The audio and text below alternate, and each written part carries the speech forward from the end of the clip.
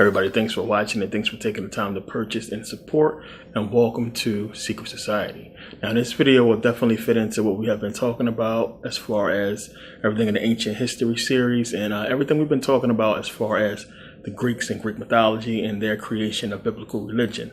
So before we get into this, as I talked about on YouTube, there's a flash drive sale that is coming up. Actually, it's available now. To anybody who purchases it, you will receive all of the videos for this year. Every single video that comes out 2019, you will get for free with this deal. You will receive the 256 gig flash drive with all the videos that's already out on it, as well as access to my new upcoming website that will be a members only website. So basically the sale will go from now up until February 15th or until all the spots are filled up. So once the spots is filled, then that'll be the end of the sale.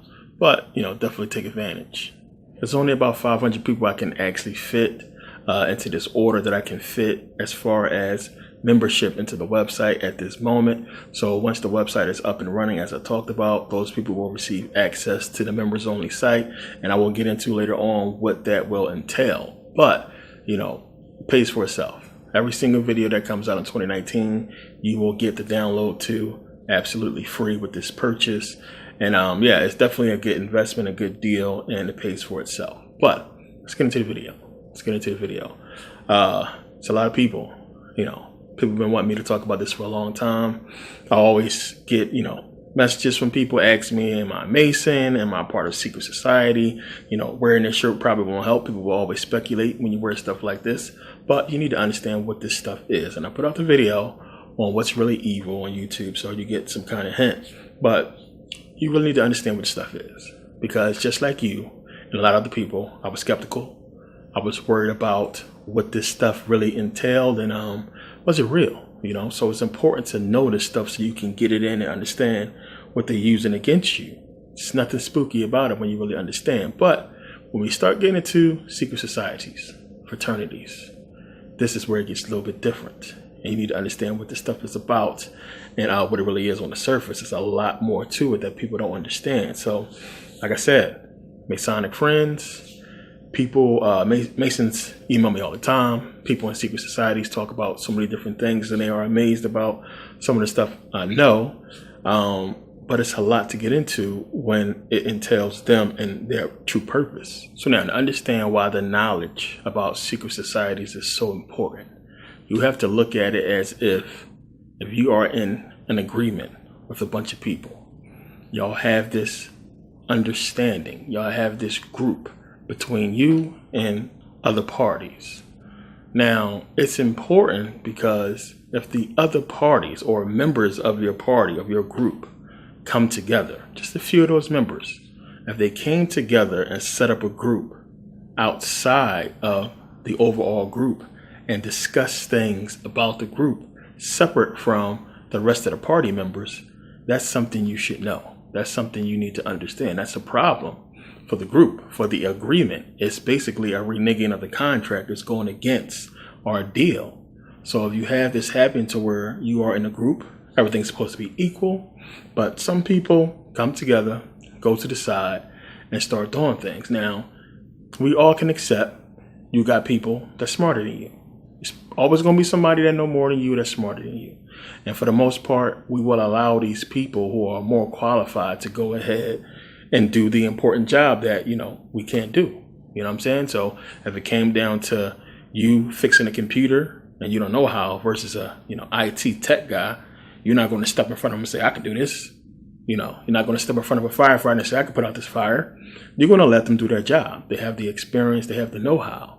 But if you are lacking knowledge or lacking skill or know-how because somebody held you back or somebody withheld information or somebody didn't teach you everything they were supposed to teach you or are purposely involved in, your miseducation or the reason why you don't have these skills, that is different.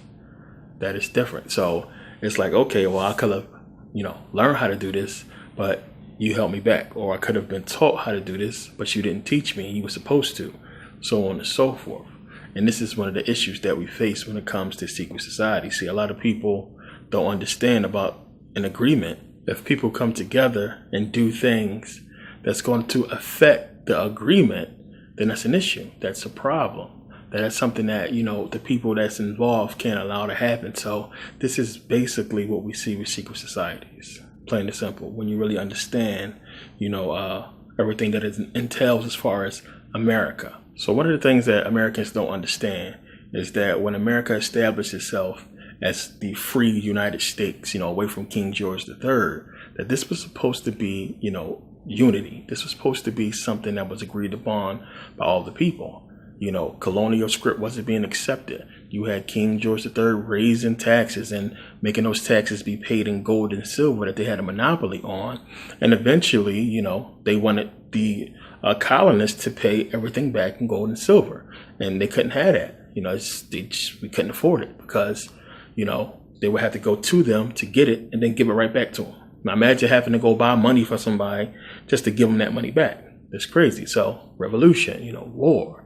But, since they were being oppressed by a king, one of the things they put in the Constitution was that no person shall hold a title of nobility, basically meaning there will not be a king in America, won't be a king of the United States. So this was the agreement, it was truly supposed to be for the people, by the people, and everything was supposed to be fair and equal. Now, what a lot of people don't understand is that a lot of these founding fathers was already members of secret societies. There was already Masons and then the Rosy Cross and, later in the Odd Fellows or what have you. So many different secret societies they was already members of that they had already pledged their fidelity to. And that was a big issue. That was one of the things that a lot of people just didn't really understand because, of course, it's secret. And it's deep and it's ancient, as we're going to explain, we're going to talk about. Now, what people got to understand is the minute that they declared war or revolution against King George III, a lot of those Masons basically betrayed their brotherhood and they basically went against, Masonry or against the code. Now, a lot of people will say that, Masonry was started in the 17th or 18th century. If you look up a lot of sites, they'll say 18th century and the 1700s. You get Freemasonry, which is bogus. It's much older. And to really prove that, we could just go look at King James, who we all know was a Freemason. Now, it's also people that would say that King James wasn't a Mason. He just worked with Masons and he had, dealings with them, some type of business dealings. But that will also show that Masons did exist on the time of King James. So the speculation can't be that far from the truth. And it would make sense that he would be a part of Freemasonry since one of his best friends, Francis Bacon, is considered the father of Freemasonry. And King James added Francis Bacon to basically be one of the people who worked on the Bible. He was rumored to be the editor of the King James Version. And that's basically been proven if you follow the whole Bacon code and him coding the dedication pages to King James. Now, a lot of you know about this when you look at the pages, as you can see, it's coded. The G that's right there on the page, on that first page, is the G we see in the Masonic logo. And that G is geometry. A lot of people think it's God, but it's geometry. Now, coded on the page are select words that when you fold the paper in half, basically lines up and basically gives you not only a pyramid, but the Masonic logo. And I printed out, probably can't see it's too bright, but I printed it out. I'll put it up on the screen so you can see it. But you can see clearly that they had that, and then they had two different ones done. So once people figured out what this was, this is the new one, and the words are basically off so that people can't see what they was trying to convey to the Masons. And it's all about the wording and how the words line up and why they are put in certain ways in the Bible. So again, you have a King James Version. It's probably one of the reasons why they had the revision of the Bibles in the 19th century and the 1800s to basically correct that, and why the Freemasons eventually would end up getting their Masonic Bibles. And the thing is, a lot of people, when you look at the Masonic Bible, you look at a regular King James Version, a lot of people will say, well, the words is the same. But it's not about the words being the same. It's about how they line up. Just like it showed you on the page, words put in specific places so that they will line up and create specific symbols or mean specific things unique to not just Bacon, but to the Freemasons. And again, if you have Bacon's code or his alphabet, which is 22 letters in his alphabet, and the cryptex, whatever it would basically, be able to decipher a lot of the passages that's in the book. And, the code would be also knowing what pages to go to. So it's a lot to it, but the book is definitely coded by Francis Bacon. Francis Bacon is also considered the creator of the Rosy Cross or the Rosicrucian. And, again, when you look at the difference in the pages, it's like, why one, do the Masons have their own Bible? That's one thing. Two, why would they change the page? That basically gives it away, right there. When you look at the older versions, it looks exactly like that. And you can see where the words is changed and how the indenting is different at the bottom. Why change it? If it was absolutely nothing and didn't mean anything, why would they change it? So it's giving it to you right there, clear as day, Masonry. As soon as you open the Bible, before you start reading Genesis, you got Freemasonry right there. And we understand the story about Francis Bacon, how he was basically supposed to be the illegitimate son of Queen Elizabeth I and some Duke of Leicestershire or some crap. I believe his name was Robert Dudley. And we can find the symbolism to that as well in the Bible that he coded as far as him and his birthright, which a lot of people who study Bacon know he had an issue with him basically really being the heir to the throne left behind by Queen Elizabeth, but he couldn't be, put on the throne because he was illegitimate. So King James, took the spot, which is one of the reasons why you have King James of Scotland just coming to this position as the King of England later on. And again, for the people who don't want to look at King James as a Mason, you got to understand this dude was King James, Scotland. You have the Scottish rite of Freemasonry. So put it together and it all fits. So you got to understand one of the reasons why a secret society would be important and why they would even have to develop such a thing. Now we know we could trace it back to ancient Kemet. We could look at the whole craft of Amun-Ra and Imhotep and everything that the Masons today attribute to the ancient Egyptians as far as the creation of their order. Now we can probably understand why the ancient Egyptians wanted to keep this information secret, to make sure that anybody that was initiated was basically on a spiritual path. Anybody who was taught this information was spiritually right.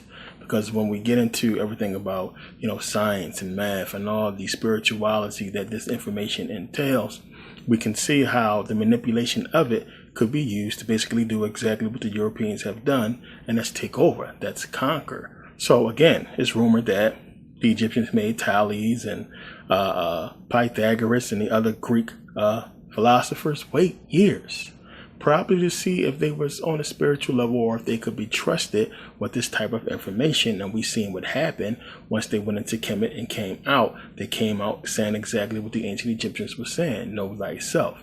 A lot of them was on that spiritual level, but you got to understand that, once Kemet fell, this began the rise of the secret society. And probably before it fell, they probably already was meeting in secret, going over this information. So a lot of people who study Greek antiquity know all about this. This restored tablet is just one piece of a larger puzzle. It shows men and women with torches and vessels on their way out of Athens to the religious sanctuary of Eleusis. Every year for 1,000 years, Athenians came here to take part in a mysterious celebration. The celebrators would come here and gather in this courtyard. They would have performed dances along the way. We know that Plato danced here, and Pythagoras, along with a who's who of other notable ancient Greeks. The initiation was the secret part of the Eleusinian mysteries. You either participated in it, or you didn't come near. What went on here? What was so important that Athenians were willing to kill to keep the secret? Some believe the mysteries involve dark rituals. very little is known for certain except this. Priests gave the initiates a drink made of water, barley, honey, and herbs called Kykeon. Kykeon is the core of the Eleusinian mysteries. Neurologist Dimitris Kontouras believes Kykeon was made with a local strain of barley, which can be infected by a fungus called ergot. Ergot is a natural psychedelic, a precursor of LSD. Kykeon was not considered a medicine or a drug. It was considered a gift from the gods. Did Greek philosophers and mathematicians make breakthroughs simply because they were smart? Or did they learn to think outside the box with the help of the Eleusinian Mysteries, a state-sanctioned, transcendent, mind-expanding experience? The Eleusinian Mysteries is basically considered the first ancient Greek secret society held in Eleusis, Greece, which Eleusis is based off of the Elysium Fields, or remember what Elysium is basically a place in Greek mythology where the mortals who was cool with the gods or had some kind of relationship with the gods went at death. They went to Elysium because they had some kind of relationship with the gods. But they would hold these ceremonies once a year in Greece to basically bring in initiates for the worship of Persephone and Demeter. So remember the story, how it goes with Demeter and Persephone. You have Hades kidnaps Persephone and marries her. She becomes basically the queen of Hades. And I'm going to read about this real quick because, it makes a lot of sense when you understand its relationship to ancient Kemet. Now it says, Persephone is the daughter of Zeus and Demeter. Homer describes her as the formidable, venerable, majestic queen of the underworld who carries into effect the curse of men upon the souls of the dead. She becomes the queen of the underworld through her abduction by and subsequent marriage to Hades, the god of the underworld. The myth of her abduction represents her function as the personification of vegetation, which shoots forth in spring and withdraws into the earth after harvest. Hence, she is also associated with spring as well as the fertility of vegetation. Similar myths appear in the Orient and the cults of male gods like Attis, Adonis, and Osiris in Minoan Crete. Clearly, we can see this whole, worship of Persephone and what it entails is the same as Osiris. Just talked about this with Christmas and the whole Chorax festival that begins December 10th through January 8th that was celebrated. And, it's about the raising of the crops. Basically, when the water recedes and the crops start to grow, and it's dealing with basically the rebirth of Osiris, which is basically dealing with the rebirth of vegetation. It's the same stuff. They just put it in different things, showing clear as day. They got the same stories. They understood what the ancient Egyptians was doing as far as pictorially creating these stories to basically speak about, mysteries of, earth, science, the universe, nature, or what have you. So the Greeks basically picked up on the same thing. They picked up on the same thing and started doing the same thing and created their own deities to basically reflect what the ancient Egyptians was doing. This is just one example of that with Persephone. So they got to think about it and look at it and understand that, we're talking about the conquest of Egypt. Egypt has fallen. Now the people at the top already have this plan, laid out. They understand exactly what they want to do. And the purpose of a secret society is, of course, you're going to need help. You're going to need to be able to bring people in to help you out with what you're trying to do. Now, of course, there will only be a small group of people at the top who knows the true agenda. But they understood, one, that, white people was coexisting with the Africans, and that not many of them would probably go along with the overall plan that these Europeans wanted to basically hatch out, which is why probably before they took over Kemet, this secret was hatched out, this plan was hatched out, and they made sure they had everybody in place to go along with it before they did so, because there was absolutely no reason for them to basically go in and conquer Kemet, which is why they had the Persians do it first, and then they took it from the Persians, so then this way they can step in and be like, we took it from the Persians, it's basically ours, and, we'll work something out. But by this time, the Persians had, seen a lot of the Egyptians flee, and the ones that stayed, they was fighting off for a long time, as I talked about. And everything was completely different by the time that the Greeks took over. So it was easy for that generation to basically look at it and forget that, wait a minute, the Greeks was once their allies. We're talking about the Persians, ruling for a couple hundred years before, the Greeks took over. So they used that generational gap to where those new people that was in Kemet, that was basically brought up through this Persian rule, wouldn't really understand that, the Greeks should basically give us this land back. And they didn't, of course, because this was a part of the plan. So making sure people are on board and in line with what the plan is going to be is essential to their progression. You got to think about what they ultimately would do. It's amazing. And to coordinate all of that in secret, away from general public for so long, shows you the power of a secret society and what they can accomplish when organized. But one of the things a lot of people was not thinking about is universal law, when understanding a secret society and how they are structured, and understanding that these people at the top understand universal law and the people at the bottom do not. So with universal law, a lot of people got to think about it. If I told you to go rob a bank and bring me back the money, you would be like, hell no. That's crazy. Why would I go rob a bank and risk everything and bring you the money? But if you did that, if you went and robbed the bank and you got caught in the process, you couldn't come back and be like, well, he told me to rob the bank, so I robbed it. You would still go to jail. I would deny it and you would go to jail. Plain and simple. You got to understand that universal law does not punish the person who gave the order. That's the secret to it. It doesn't punish the person who gave the order. You are your own person of your own free will. It is up to you to choose to act or not act.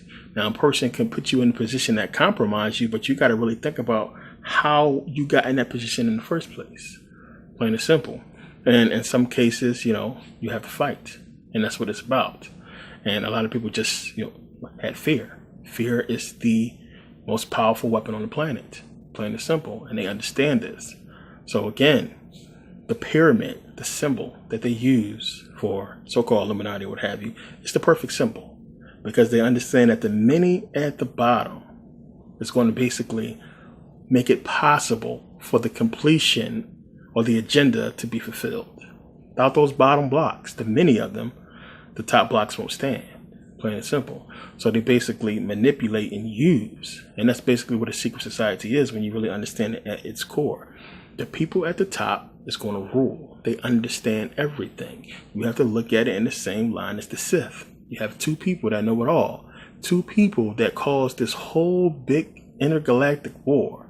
When you think about Star Wars, two people who was in the right position, the right connections, the trickle down effect that basically affected everybody. Pyramid is a perfect example, because the small people at the bottom is going to hold the majority of the weight. And then finally, once all these people are in position to get the structure perfectly right, they can finish with the capstone. And them being the capstone, they can see 360 degrees.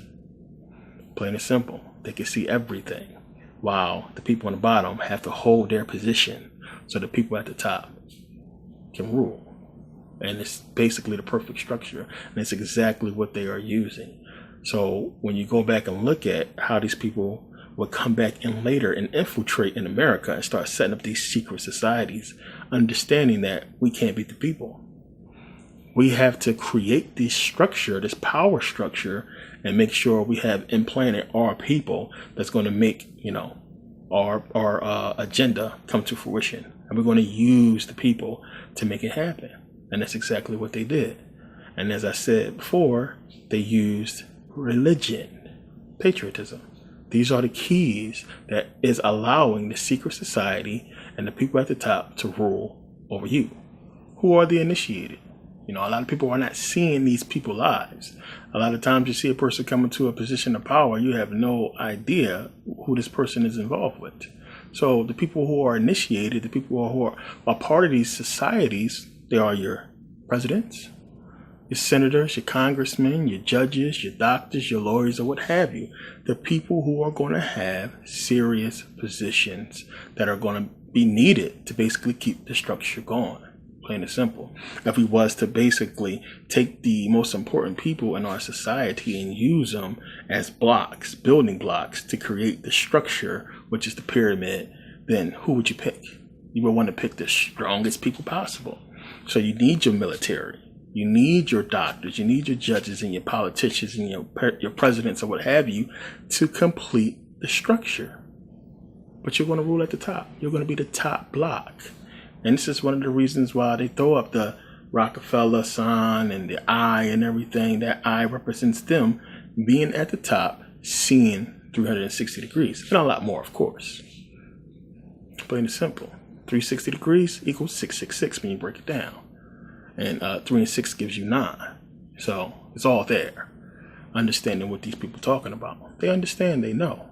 So you will have to make sure these people who come in these high-ranking positions are a part of your society, because you're going to be using them to build your agenda. So, of course, this is one of the reasons why they got into every facet of the school system. It's one of the reasons why the government basically took over school. This is the purpose of university, plain and simple, to find the initiated, to find the people who you're going to basically indoctrinate and bring into your society. This is what the sororities and fraternities are about, plain and simple. So you have the oldest, fraternity in America, which is Phi Beta Kappa, founded in 1776 at William Mary College. So they was basically private until they was outed by a student from Harvard University working with John Quincy Adams, basically outed them because they had little secret initiations and what have you, and they was outed. But of course, there was later, basically, they later went public, and then it was recognized as a, collegiate, scholarly, organization that was fine, everything cool. These people are just, collegiate people now, and they're scholars, and now they're part of the American Collegiate Society for, sororities and fraternities. It's all legit now. And then everybody else caught on. And you have a lot of black folks that's proud to be a part of these fraternities and these sororities, not having no idea as to what the Greeks did to their ancestors and who these people really are. This stuff comes from your ancestors' ancient knowledge that they stole, stabbed them in the back, created these societies to basically use the information to build themselves up, to create the pyramid. And they're using you and putting you in that position to hold them up. That's what it's about. So yeah, you go ahead to college, you be a collegiate scholar, you go on to be a prominent person, a doctor, a lawyer, what have you. You see these people throwing up their little, they shit to let people know, especially celebrities, we'll get into this, to let people know who they are, what they represent. Plain and simple. They throw it up. And yeah, you're an actor now. You're an athlete now, musician or what have you. We're going to use you, same as all, to hold that structure together. So I know a lot of people want to understand, what they're talking about, in the deepest parts of these secret societies, of what it's all about and what it's the rituals all about and everything like that. And if you watch a lot of my DVDs, for the most part, you understand this already. But when we ask the question, how did they get in power so fast? This is how. This is how they did it. They did it behind closed doors, secretly, discreetly. And we were in chains. We were wherever we were while these white men were meeting and discussing this knowledge. This is not about, these secret societies are not about a bunch of white men sitting around drinking brandy and smoking cigars and talking about knowledge. It's about them organizing and applying that knowledge so they can build their pyramid, plain and simple, so they can build their structure, their agenda, plain and simple. And this is what it's about. And this is exactly what they have done. Don't get caught up in, the rituals, the stuff that they show you purposely to scare you away from what's going on. Keep you running back to that Jesus. That's what it's about. So when you really grasp it, look at everything I've talked about with ancient Kemet and where they got the information from. This is what's being talked about behind closed doors. The application of your energy being used to fulfill agendas while basically not defying universal law. Because when you pay attention to everything that they have accomplished, we have given to them. Pay attention. You're talking about the wars that were fought by us. You're talking about the laws that was passed by us. You're talking about everything that was given, the gold that we gave them. People wrote down stuff on the paper, contracts, binded us to these contracts that we, unwillingly or really didn't care about, because as long as they're not affecting you personally at this moment in time, a lot of people don't care. That's why societies are able to flourish, because if we can't see what they're doing and how it's directly affecting us today, for the most part, we don't care. But we enter into these agreements not understanding what they mean, and that we are giving ourselves over to universal law, while these people at that top block, guess what? They get to chill. No consequences to them, to us, by acting of our own free will and doing something that we shouldn't be doing. You gotta understand that these politicians and these people who come into these spots, they are initiated. They are backed by the people that's in these secret societies. They are put out there by these people. The same thing with Obama. When you follow Obama, which Obama is in, Bole like everybody else, when you follow these people, they are backed by somebody and they put in that position. Look at any black person that's in any high position and look at who he follows. It's somebody who's Jewish, who is basically Greek, who you understand. And they're put there. The money comes from them and they're put in these positions to get to a certain point. And that's what it's about, and then they are controlled and manipulated. Plain and simple. That's what it's about, the control. So we got to understand, one, as it pertains to us, one of the things, of course, they would have to do was to control the progress of African American people. Many ways they could do that. But if you're not in with us, if you're not getting control of the people who's going to have the power to change us, to move us, then you're going to lose. So you got to think about that. Okay, so we can't risk a Messiah or somebody with any kind of power rising up in the black community and leading black people to the promised land. So we have to give them that person. We have to give them that Messiah. And we got to control that Messiah and put him out there before one comes naturally. So this is what they did. But first, these people had to be initiated, and they had to be given that assignment and that agenda to accomplish. So we had these universities going up across America, and we had these fraternities going up. And of course, at that time, in the beginning, they wouldn't allow black initiates and they wouldn't allow women initiates. Now, a lot of people will tell you that the Bole was first, cool secret society, it was just black people trying to have their own secret society. But that wasn't the case. They were sellouts. The black people who founded the Bole were sellouts and basically was tasked to put it together by Jews. Plain and simple. We know that because if they was truly, learned black people who understood the mystery school teachings and wanted to put it out for other black folks, they wouldn't have chose the name Bole because it's Greek. And, one of the founding members supposedly was W.E.B. Du Bois, which is why we know about W.E.B. Du Bois in school. And I always talk about Du Bois because he was one of the people who basically set up Marcus Garvey and had him deported. So I never really liked him. But W.E.B. Du Bois, one of the members for the Bole, and Bole in Greek basically means appointed to run daily affairs for the city. Or it also means that you are basically a advisor to a king. It says nobles advising a king. Think about that. So if you are in the society of Bole, you basically an errand boy, which is saying.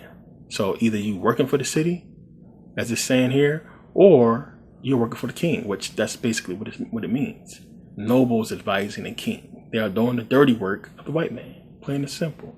You have members like W.E.B. Du Bois and his Jewish, handlers who basically funded him and helped him form the NAACP. So now it says here, American Jews play a significant role in the founding and funding of some of the most important civil rights organizations, including the National Association for the Advancement of Colored People, NAACP, the Leadership Conference on Civil and Human Rights, the Southern Christian Leadership Conference, hate that, and the Student Nonviolent Coordination Committee.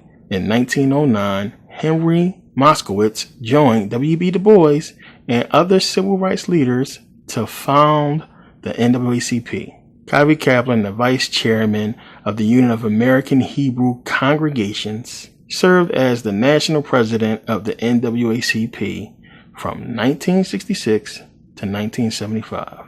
Arnie Aronson worked with A. Philip Randolph and Roy Wilkins to fund the Leadership Conference. From 1910 to 1940, more than 2,000 primary and secondary schools and 20 black colleges, including Howard, Dillard, and Fisk universities, were established in whole or in part by contributors from Jewish philanthropist Julius Rosenwald. At the height of the so-called Rosenwald schools, nearly 40% of Southern blacks were educated at one of these institutions. Now, my last few videos, what have I been talking about? Jews being Greeks, hiding behind the name Jew. Plain and simple. So it's showing you, their progress, all the way making it to America and the establishment of America and the schools and implanting themselves in every facet of any kind of power. Being the money, the backing behind these black folks. And when you understand about all that, you basically have them saying to these black sellouts that if you help us establish this, we're going to basically open up the books for you. We're going to make it so black folks are going to be able to do certain things. We're going to make it so you are able to do certain things. You can get in here, you can have this kind of money, you can do this, you can do that, and they took it. Plain and simple. And all it was about was simply gaining control of any type of black person with the knowledge to have power, with any kind of resource or any kind of know-how that could eventually lead to them being a leader one day. They wanted to make sure they got their hands on them in the beginning to control their rise. And yes, Dr. King was a member. We know Al Sharpton, Jesse Jackson, so many others were members. And that's what they were promised. Plain and simple, sellouts from the jump. And you got to understand that that's what they was, all backed by these secret societies. That's what it's about. So what we see on the surface, you don't understand what's happening behind closed door or how these people even got in that position. And this is why I say critical thinking, because you got to understand something. The spreading of Dr. King and everything that was happening with civil rights. If these people wanted to simply cut it, they would have never reported on it. You would have never read about it. You would have never seen it on TV, especially since these people control media. We didn't have no media control in the 60s. Now, we could understand stuff that was happening in the black community, but if they wanted to manipulate the black community, they had to put it on TV. And that's what they did. So as Malcolm X pointed out, he said it.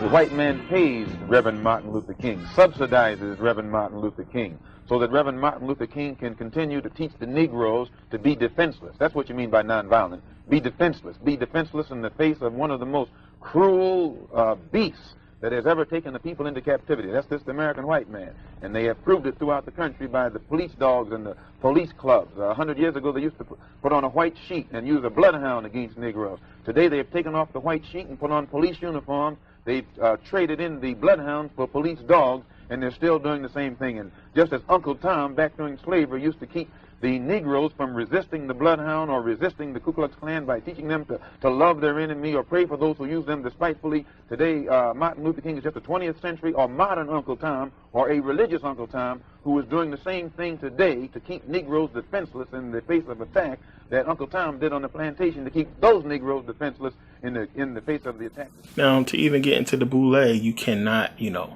just come in. You can't apply for it. You have to be selected. And that's one of the keys right there. They have to make sure that you fit the criteria of a sellout.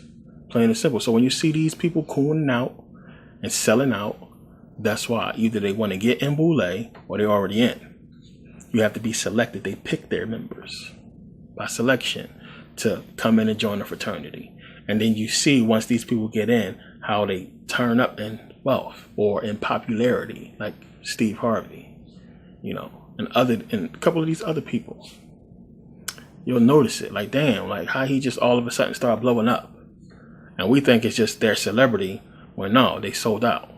They got brought in because they showed signs of either somebody who they can manipulate and use to help them out, or that, there was a person that basically fit in because of something that they said. Like I said, you got to pay attention to stuff people say out there. Like Michael Vick. Nobody talking about Michael Vick. He's off TV. He's sitting at home. As soon as the Colin Kaepernick thing happened, he came out and said he needed to get a haircut, something like that. Even though Michael Vick had braids. But when he said that publicly, what happened? Oh, he on Fox now. He's an analyst now. We see him Michael Vick every week now. This is what people do. Plain and simple. And you got to look at Just Hilarious. Comedian chick, blew up. She's on Fox now on the show Rel. Been doing her thing for a long time. Funny as hell, don't get me wrong. But when she put out there publicly, this is why I don't support black business. Look what happened. She just blew up. Plain and simple. And then she reiterated why she don't support black business. When you do stuff like that, they take a look. They take a look at that type stuff. And then people, they move up. This is how it happens. And, at first for a lot of these people, it's nothing to them. They think it's just, okay, I'm doing big, I'm funny, and I got this rise in fame because of my strength or, my comedian or my talent or what have you. And then later they are approached. And then, they have a decision to make. And that's how it usually go down, which is why you see one-hit wonders a lot. When they get approached, a lot of them who are spiritual or religious, they walk away. The people who can't handle it, they walk away. But the real true sellouts, who they expect you to be at this point, once they get you enticed in all the fame and the fortune and the groupies or what have you, a lot of them are not going to turn that down. You're going to keep it moving. But most of these people you see, they bolet. They ain't letting black folks in Skull and Bones. They're not letting black folks in a lot of these major secret societies. Either you Prince Hall Freemason, either you a Shriner, or you boule. It's plain and simple. You're either going to fit in one of those categories. They're not putting you in certain positions of power. Plain and simple. So you'll see it. And it's one of the things that's clear to me when I look at a lot of these celebrities, how they are a part, they end. Especially when you go back and look at their history and see that they was part of a fraternity. It makes a lot of sense. But it don't matter what fraternity that you're involved in or what secret society you join. It's controlled by the Jews. You're controlled by the white man, plain and simple. You rules you got to follow. And you found that out the hard way later on. Now, I made this picture to basically show a lot of Muslims that was talking crap, about their society, about their religion, I should say, and what it really is, and to understand and trace it back to these origins. Now, clear as day, you have Albert Pike, considered co-founder of the KKK, one of the highest ranking Freemasons of all time. Now, that should say something right there. That collaboration of a KKK member and a Mason should tell you something. I get a lot of people who ask me, hey, I'm thinking about joining the Freemasons, or, I was asked to join the Freemasons, what should I do?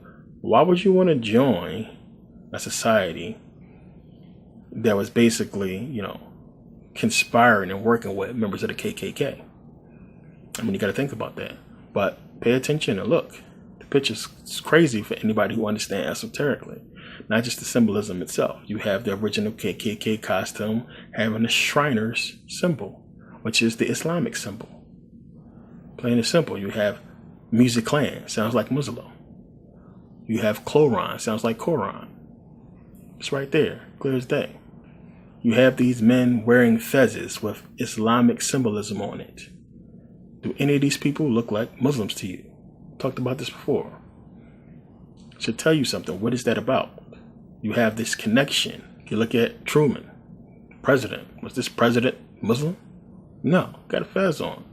These people wearing fezzes with Islamic symbolism. What is that about? What is going on? And you see how everything is incorporated. Everything is mixed together. Everything ties into one another on a level of secret society. It's all the same stuff run by these Jews who are Greeks, who are basically white folks. We have this problem as black people wanting to be a part of something. Everybody want to be affiliated with something. Nobody don't want to stand specifically for Ma'at. Truth.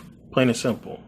I don't have a religion, but if I'm going to follow anything, it's going to be truth, because that's all you should follow. All these other cliques and societies and groups is bullshit to keep you away from truth. You got to understand that. So we got a habit of trying to just jump in and follow anything. And you got to think about how old Freemasonry is, that while you were in chains and slavery, that these Masons were still running around. These slave masters was Masons. Plain and simple. You have a lot of people in the KKK, Masons. Plain and simple. And they actively sook and tried to recruit members of secret societies. So I'm going to read here. So this is basically a pamphlet from the KKK trying to recruit people on the basis of Protestant Christianity. Now it's saying here, help us put this pamphlet in the hands of every Mason, Odd Fellow, Knight of Pythias, which I'll talk about in a second, Klansman, and Fraternalist of every Protestant American organization just as rapidly as possible. They have the Knights of Pythias. Now, the Knights of Pythias is basically based off of, again, Greek mythology, Greek stuff. Of course, goes back to it. When you get into these secret societies, we know, goes back to the Greeks. Same as the fraternities, go back to the Greeks. The people who stole everything goes back to the Greeks. And I'm the only one, you're not going to find too many people harping and picking up on the fact that the Greeks is responsible for this stuff. But you have the Knights of Pythias, right? And you have the story of Pythias and Damon. Now, Pythias and Damon is an old story about friendship. So you had Pythias and Damon, who were followers of Pythagoras.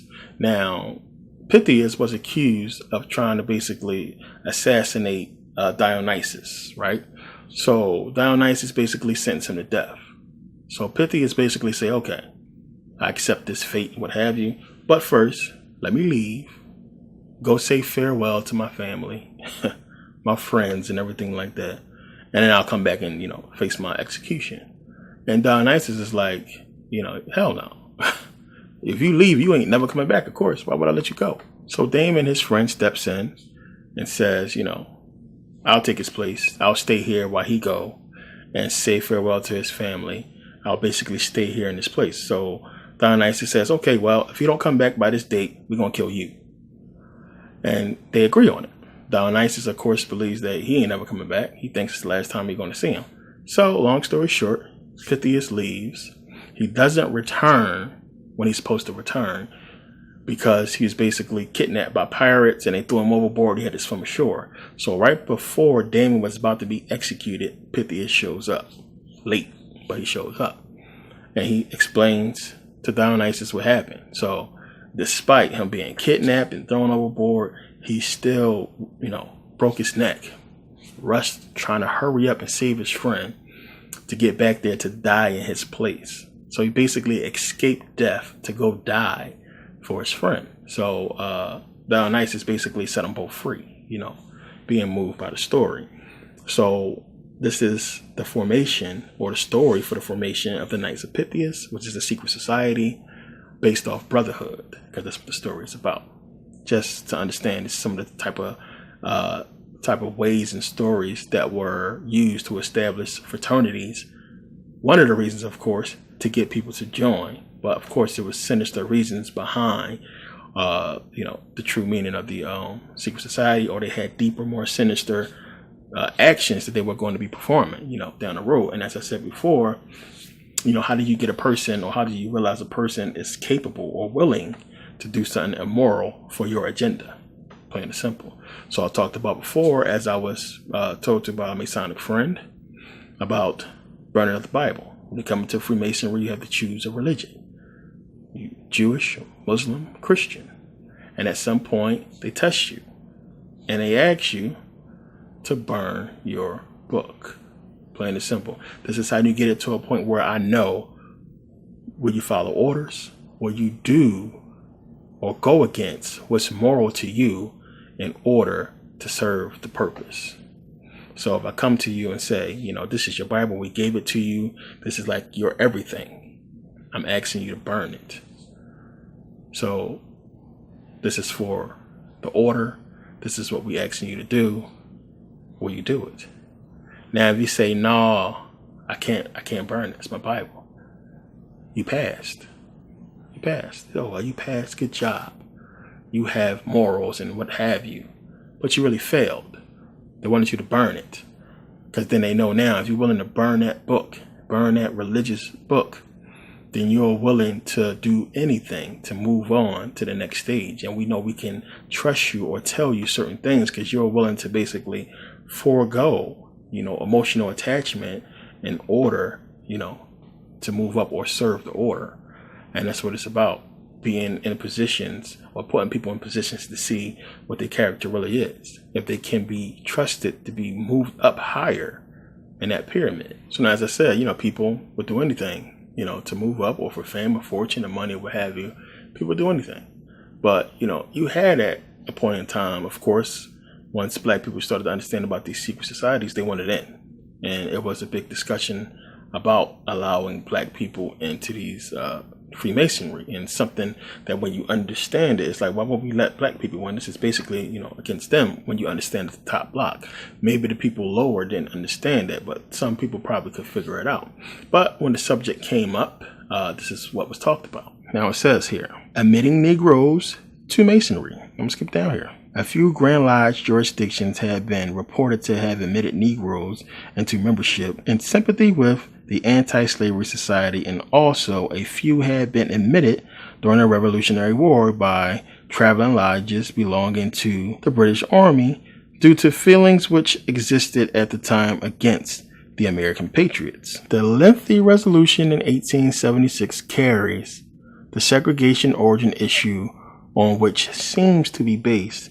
The Masonry stand all the way back to the original father of mankind and his immediate descendants, or to Enoch and Noah, or to building of King Solomon's temple, or arising from the constitutions of Pythagoras, or back to, as I was just talking about, or to those of Ceres and the institution of the Bacchanalia, which Bacchanalia is a festival having to do with Dionysus, or what is most probable of all, the incorporations of the Roman builders under Numa Pompilius.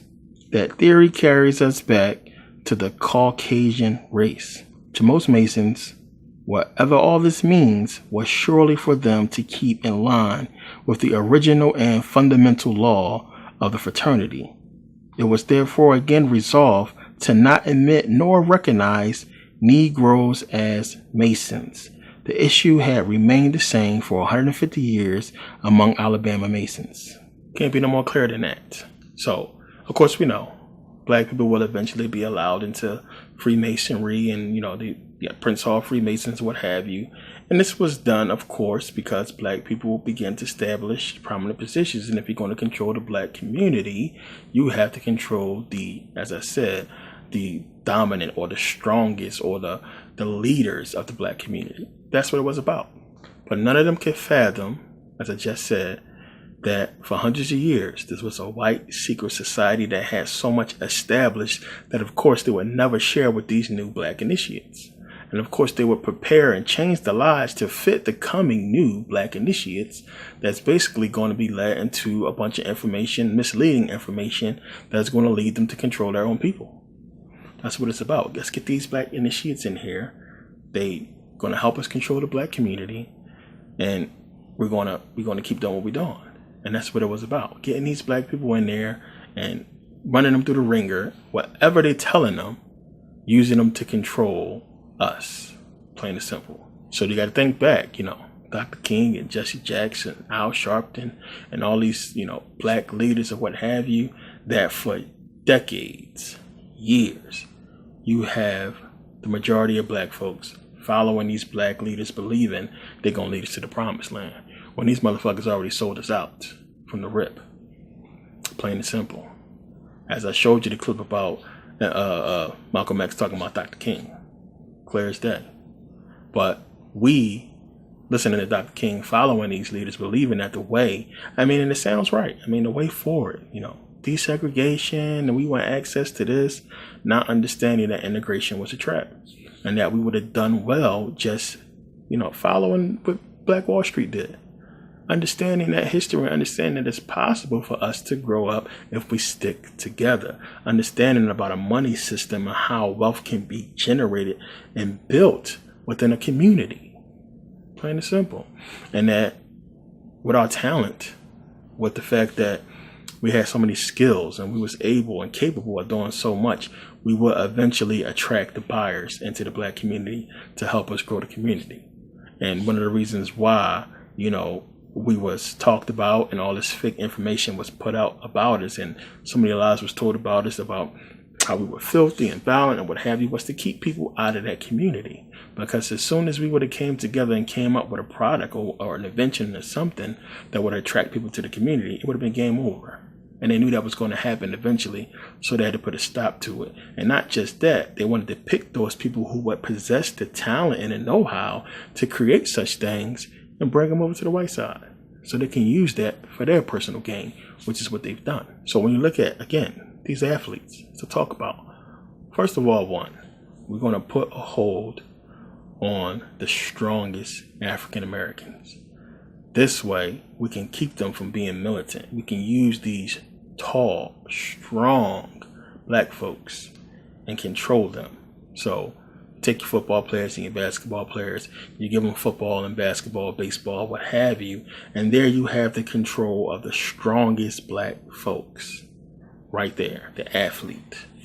He's working for the white man. He's part of my team. He's my new Mandingo warrior. Plain and simple. Fight for me, doing what I need him to do. He's civilized, he went to college. There it is. Then they isolated that. Now, the other nigga that's left over that got some sense, we gonna starve him to death and force him to commit a crime and throw his ass in jail. This is what they've done. You gotta understand, it's so many people got TV thinking, and that's part of the problem. People have TV thinking about a lot of stuff. When they see a lot of things, they think about it in terms of television and they're not critical of the situation. I mean, think about it. You have all these Black folks and they trick you by mixing in white folks, thinking that it's cool because white folks are involved. So it's okay that we get exploited and used for our strengths and talents to make, other white people rich. It seems fair. Oh, well, they're making these Black folks money. But none of that money translates back into the Black community to grow the Black community. And you would think, well, all of the Black athletes and entertainers out there in the Black community should be flourishing, since everybody is making trillions of dollars off of Black entertainment, off of Black ideas, off of Black culture. Everybody is growing. So you would think, damn, Black community should be killing. And it's not. And that's part of it. Part of what it's about. Making sure they can make this happen, but at the same time, put the wealth in their pocket and not back in the Black community. So that is basically the purpose of these secret societies from start to finish. Plain and simple. And you can see why they would need to exist and to do exactly this and to, keep it secret. If you are that small group of people at the top block and your agenda is to rule everybody below you and to use the people below you that's holding you up to fulfill your agenda, you can't just come out and say that. But only a few is going to benefit the most from the efforts at the people at the bottom, and they will be the ones who are in control, plain and simple. And you got to think about that, how one or a few people have the power, the verbiage, the words to say, do this, and so much get done that's going to benefit them more than everybody else. And then, for other people, it's just a matter of not being greedy. If I'm going to do something that's immoral, but at the end of the day, I'm going to receive millions of dollars, from it. Some people can live with that. It's just that simple. Some people don't have empathy, or some people can be coerced or given enough money to where they can forget about stuff. Take pills or medication or what have you, whatever they need to do to get over the situation. But at the end of the day, what we're going to see, or what you are seeing, is the majority of people fulfilling the agenda of few. And they are ruling at the top, and we are exerting all of our energy holding them at the top. Plain and simple. This is exactly what we're doing. And it's something that a lot of people just not going to really understand how deep it goes. I mean, even from you going to work, from you going to school, from you participating in just regular society, you are contributing to the building of the agenda, the building of the pyramid. And it's a system. And this is why we say that.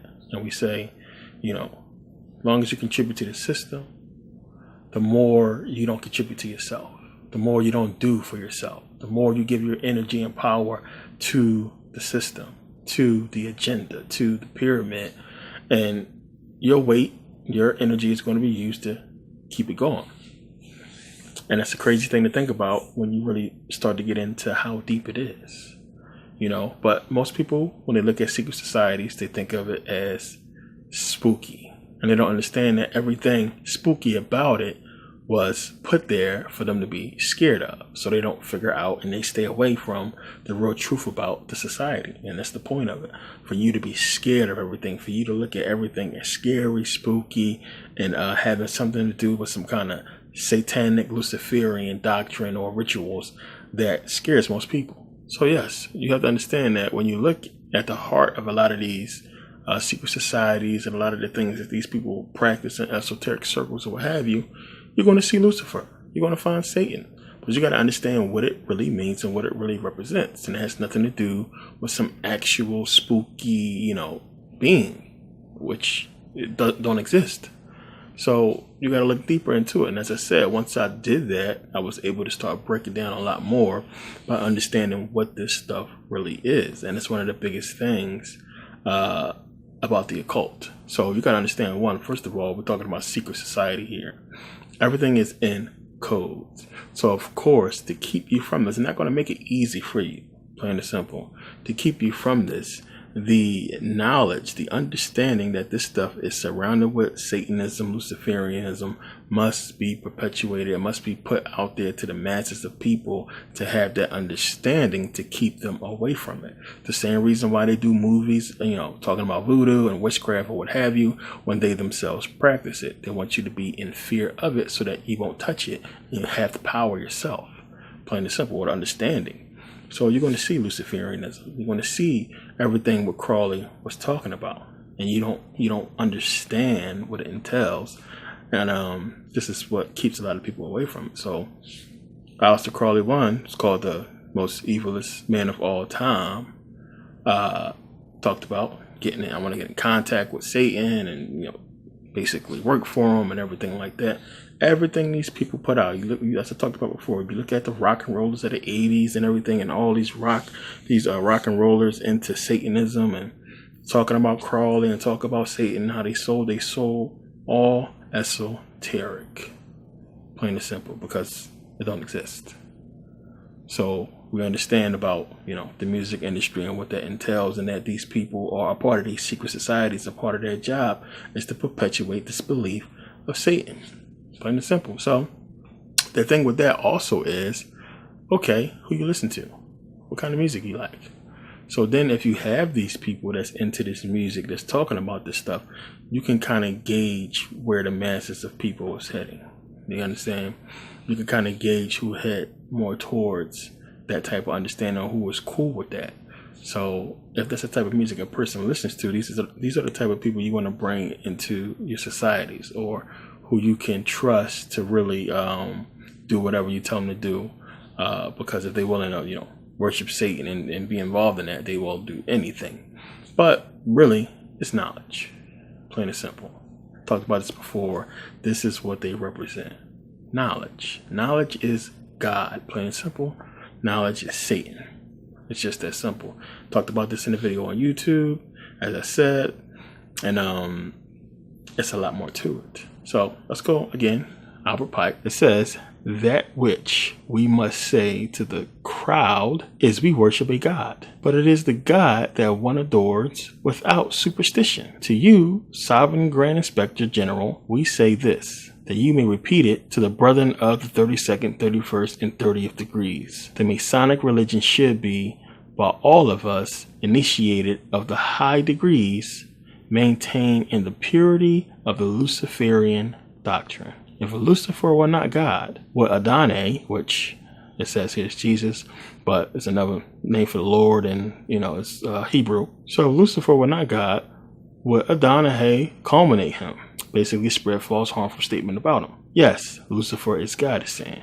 Now let's go to Manly P. Hall, basically saying the same thing. When the Mason learns that the key to the warrior on the block is the proper application of the dynamo of living power, he has learned the mystery of his craft. The seething energies of Lucifer are in his hands, and before he may step onward and upward, he must prove his ability to properly apply energy. That's what it's about.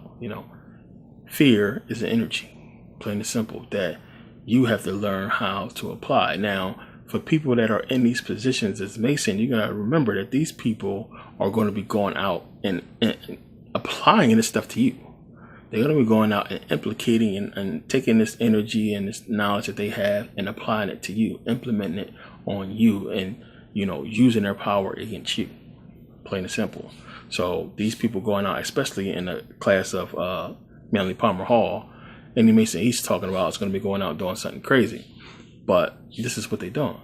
They have this knowledge. And when he's talking about Lucifer, he's talking about knowledge. And that's what you got to understand. It's knowledge and the energy of it. So as I said in the video, you have darkness. And people are scared of darkness for what? Because it's unknown. And people fear the unknown. Now, when the person has knowledge, what do we say? They are brilliant.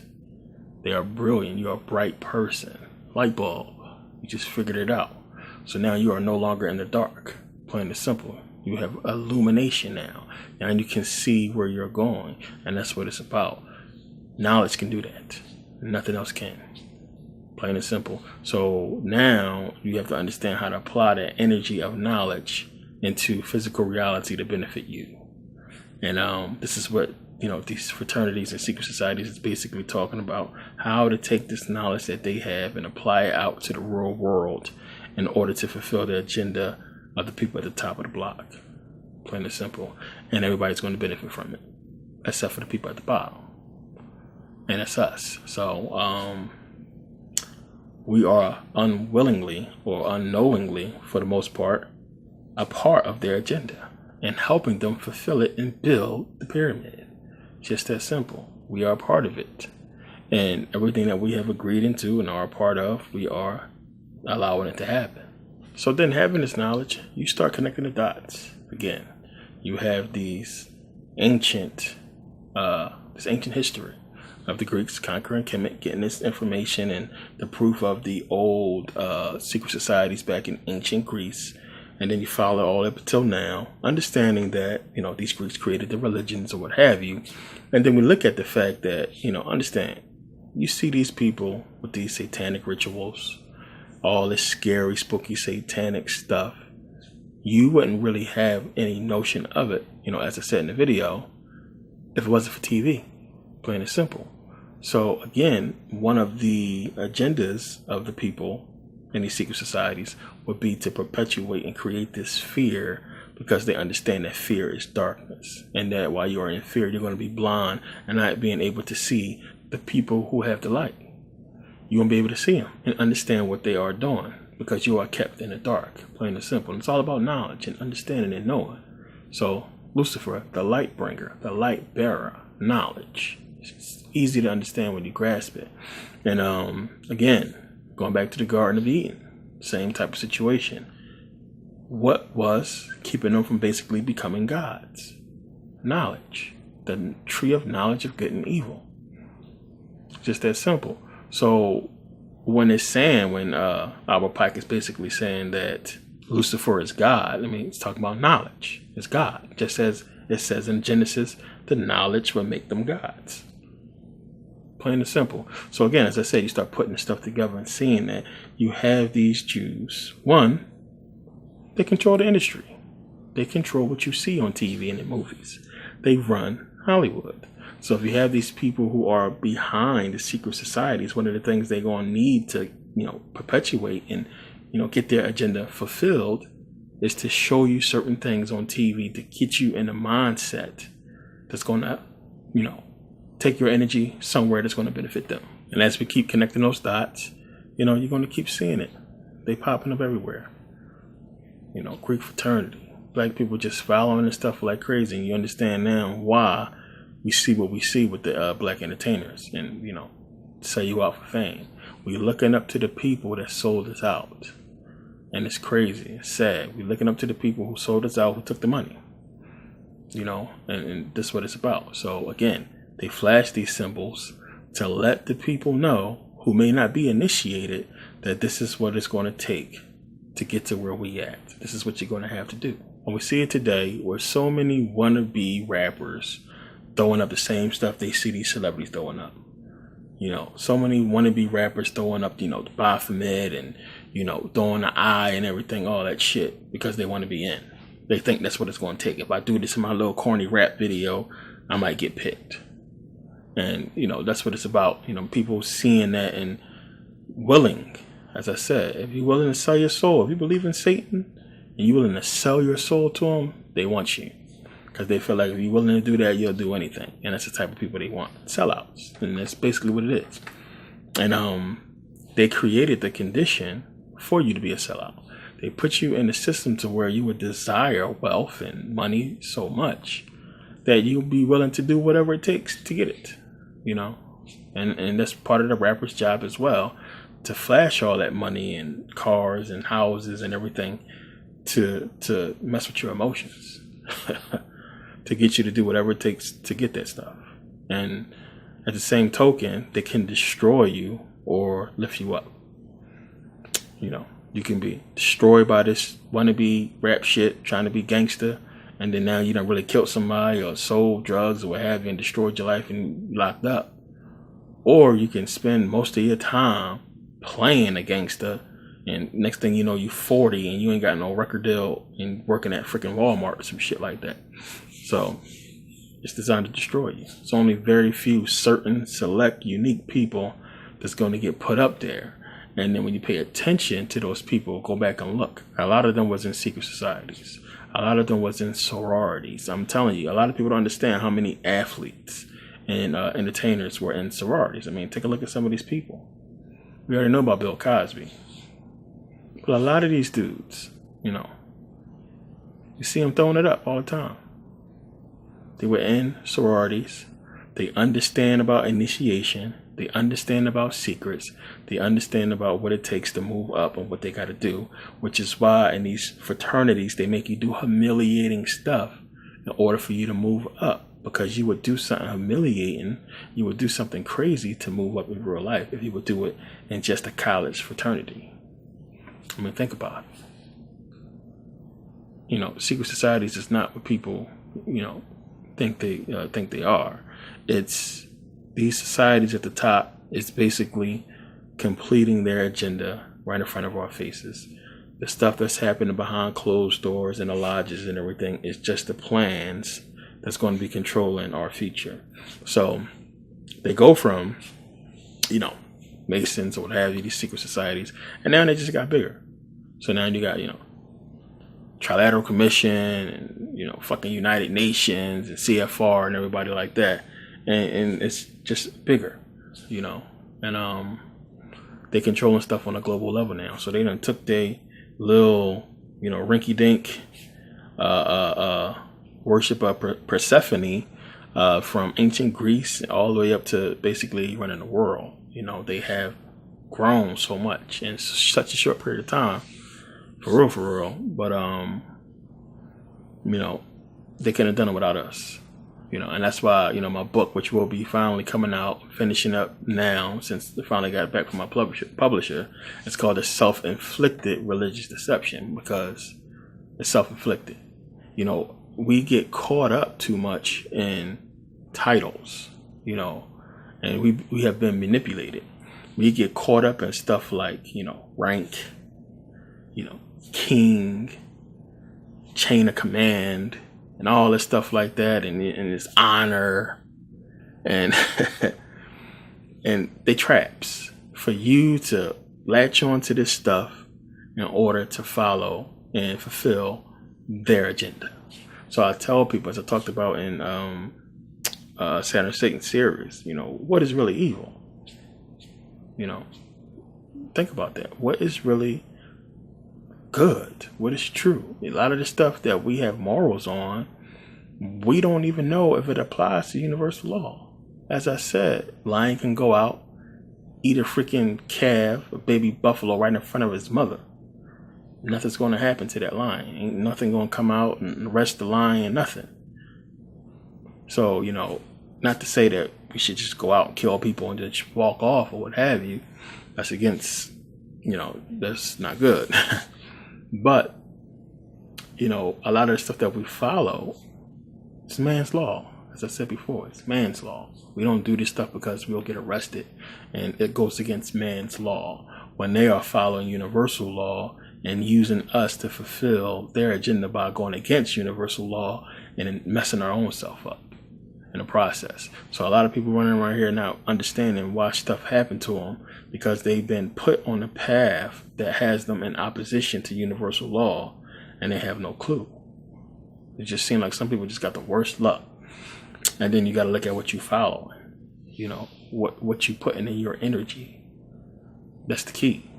And a lot of these people, they understand this. These people who went in these fraternities, and they understand the industry. Now it's out there now. It's known. People understand like how they work and how they operate. So, if a person is going to get that role, they would rather them have been in the fraternity. If you knew you're trying to break into the business, they're going to go and vet you and see, hey, we vetting this dude. He's in a fraternity. Let's bring him in. That's going to determine whether you get your scholarship, whether you get that part, whether you get elected or what have you. They want to go back and see that in your record. Do you have any fraternal, connections? Were you in a fraternity? Now we know we can bring you in here. Now we know we can bankroll you and back you and help you out because you was in a fraternity. We're going to make sure you're okay. Plain and simple. And this is why a lot of black folks is joining and getting in now, because they're starting to understand. Not only do you have college education, but now you have, the fraternity on top of that. You're going to be good to go. You're going to be good to go. And, you just going to have to figure out how far you're willing to go and if you're comfortable with everything that's going to entail, because you have no clue what that is. So, some people are cool with being puppets, but as I talk about, there's ways around all this to have personal wealth and freedom without, selling out to this fucking white man. Plain and simple, it's ways around it. It's things that you can do to not get caught up in that system and not be, having to lower yourself just to get ahead. Now, what's crazy to me is how a lot of people just not putting none of this stuff together, not looking at all of this Greek mythology and everything.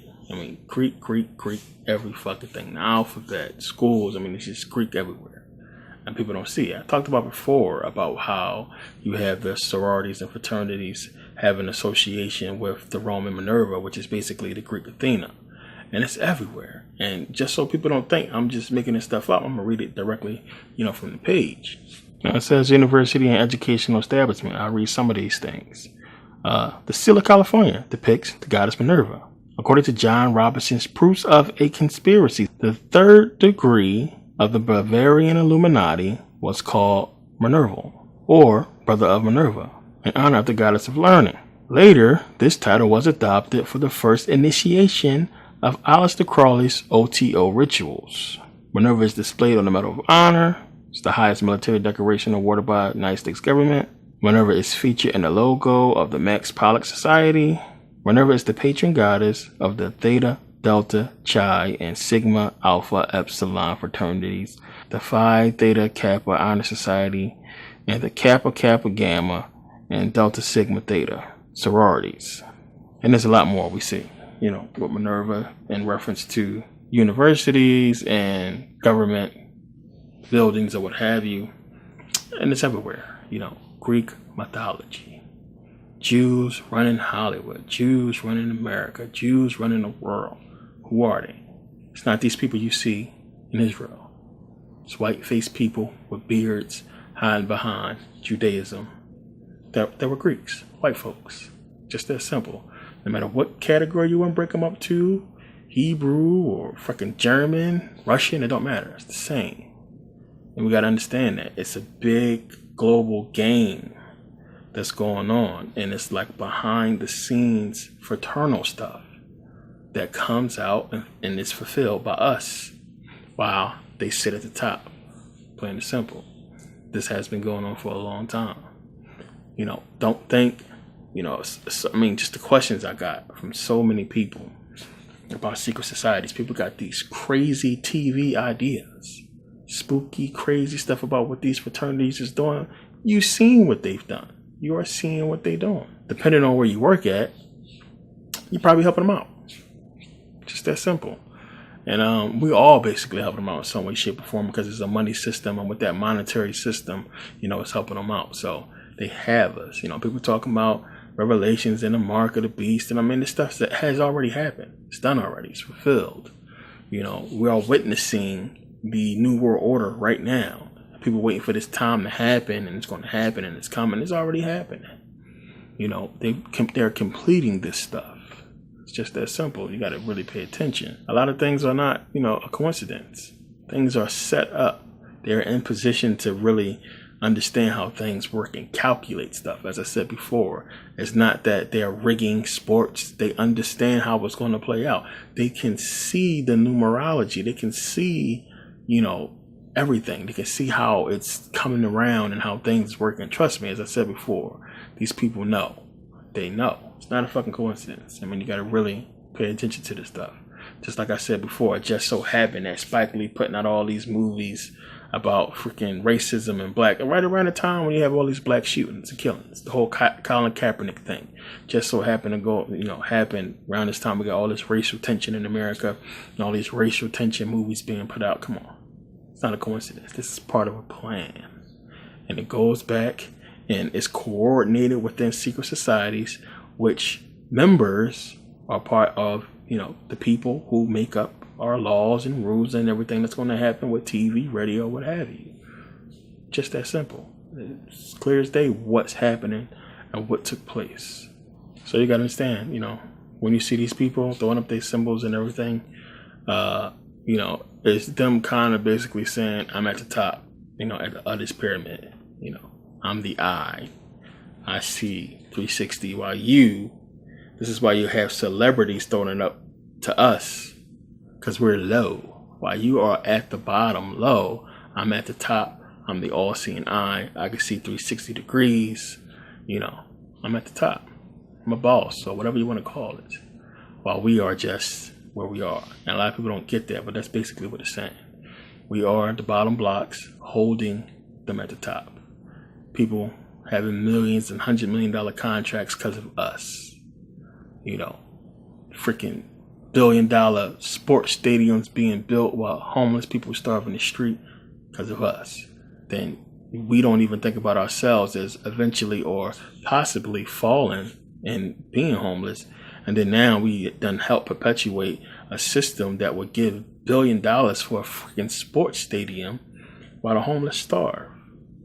Think about that. Trump went fucking billions of dollars for a wall. It's homeless people out here want to build a wall. Think about that. It's us. And you got to understand that. Universal law understands it. It's us. We the people. That they have basically legally changed to basically not mean the actual people, but a corporation. And we still think it's about the people. Legally, by their law, remember that, it don't benefit us. Because we're talking about us, being, in unison with a law that these people created that we're supposed to follow that's going to supposedly perpetuate a peaceful society for us if we follow it. And clearly it has not. But we still choose to follow along with it instead of saying, hey, this shit ain't working. Let's do something about it. Nope. As long as they got us manipulated by entertainment, worried about bills and everything else. That's what it's about. Plain and simple. And now you got some people who just feel defeated. And they like, you know what? Can't beat them, join them. Get with them. And they sell us out. And some people waiting in line, they can't wait to sell us out. They can't wait. They're telling you they about to sell you out. these wannabe rappers and actors and twerkers or what have you, they want to sell you out. They want to come on social media and sell us out and make us look bad. So these are going to be your future sellouts, coming soon. So secret societies, this is what it's about. It's a global plan that has been hatched, hundreds of years ago to fulfill exactly what they have fulfilled so far today. And we have helped them out. We are the bottom blocks. They are at the top. Just that simple. The structure is simple. But knowledge, what they're trying to tell you, knowledge is everything. The more you know, the more you grow. The more you know, the more you don't fall victim to what they know.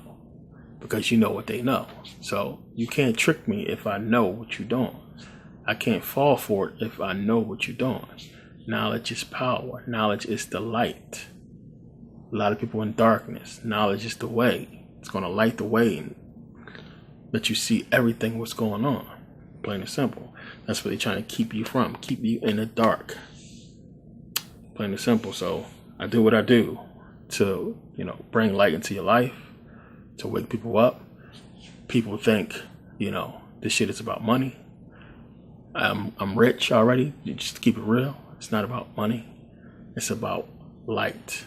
I need as much of it as possible. You should want as much of it as possible. You should want as many people as possible bringing light to this darkness that we are all stuck in.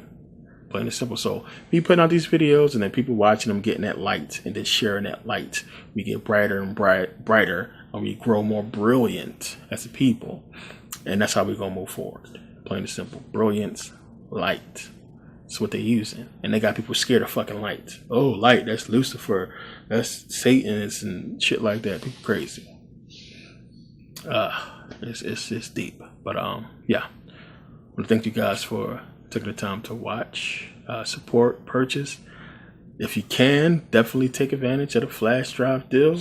I mean, it definitely helps my people out as far as I would rather just be able to just send everybody who does buy DVDs to just send everybody all year links instead of having to process payments and go through issues or what have you. It'd be a lot sweeter for people to just get the link for every video that comes out with no problem, no hassle. But I understand a lot of people can't afford it, but it's what it is. But yeah, I want to thank you guys for taking the time to watch, and see you guys next video.